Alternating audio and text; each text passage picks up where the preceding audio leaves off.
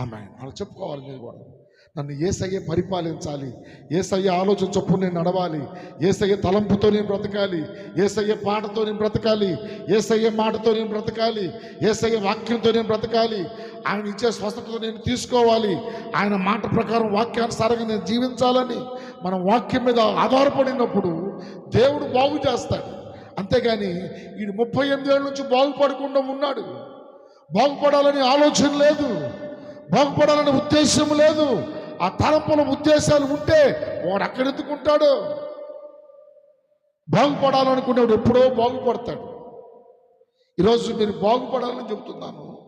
యేసుని దర్శిస్తున్నప్పుడు, ఆయన వాక్కు నీకు తగులుతున్నప్పుడు ఒప్పుకో, లోబడు, సరెండర్ అయిపో. ప్రభువా, నీ వాక్యానికి నేను లోబడుతుందని చెప్పి ఆయన వాక్యానుసారంగా ఉండడానికి నువ్వు ఇష్టపడితే ప్రభు నిన్ను దీవిస్తాడు. మార్పు తెచ్చుకోవాలి హృదయం.